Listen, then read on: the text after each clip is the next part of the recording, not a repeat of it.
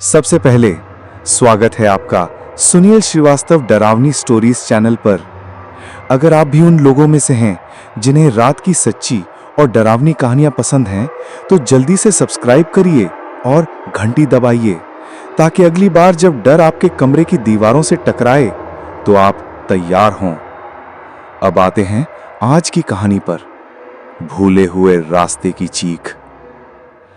हम 3 दोस्त थे, मैं, विक्रम और सौम्या। कॉलेज के बाद सोचा कुछ एडवेंचर किया जाए, तो निकल पड़े पहाड़ों के उस पार, जहां लोगों का कहना था कि एक खोया हुआ जंगल है।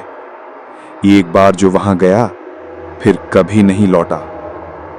हंसी मजाक में हमने इस बात को सीरियसली नहीं लिया, लेकिन जैसे जैसे हम जंगल में अंदर बढ़े, हवा में सन्नाटा और ठंडक बढ़ती गई। मोबाइल नेटवर्क पहले ही जा चुका था और रास्ते का कोई पता नहीं।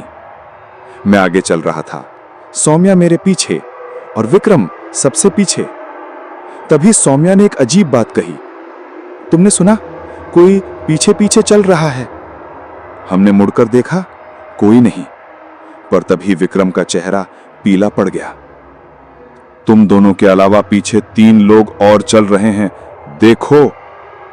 पीछे देखने पर कुछ परछाइयां पेड़ों के बीच से सरकती दिखीं। मैंने मजाक में कहा, भूतों का पिकनिक चल रहा है क्या? सौम्या गुस्से से बोली, ये मजाक का टाइम नहीं है। मैं तो आवाजें भी सुन रही हूं, जैसे कोई फुसफुसा रहा हो। रुको मत, आगे मत बढ़ो। हमने तेजी से चलना शुरू किया, लेकिन जितना आगे बढ़ते उतना ही जंगल और गहरा और वो परछाइयां हमारे करीब आती गईं। अचानक विक्रम चीखा, मेरे कंधे पर किसी ने हाथ रखा। हम दोनों पलटे, पर कोई नहीं था। मैंने उसका हाथ पकड़ा और कहा, अब नहीं रुकेंगे, सीधे बाहर निकलना है। लेकिन रास्ता जैसे खुद बदल गया हो, हर पेड़ वैसा ही लगने लगा और सौम्या की आंखों से खून टपकने लगा। मैं चिल्लाया, ये क्या हो रहा है?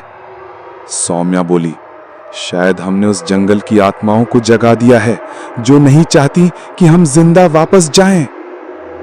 अब बात उन्हीं लोगों से जो कमेंट में कहते हैं, कहानी घटिया है, डर नहीं लगा।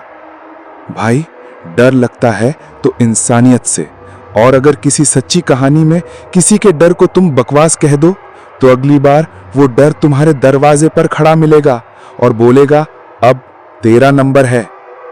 तो सोच समझ के लिखा करो। और जिनको ये कहानी दिल तक लगी हो, प्लीज लाइक करो, शेयर करो और सब्सक्राइब करना ना भूलना। Bye bye, take care. अगली बार मिलेंगे एक और डरावने मोड़ पर, लेकिन तब तक अकेले जंगल में मत जाना।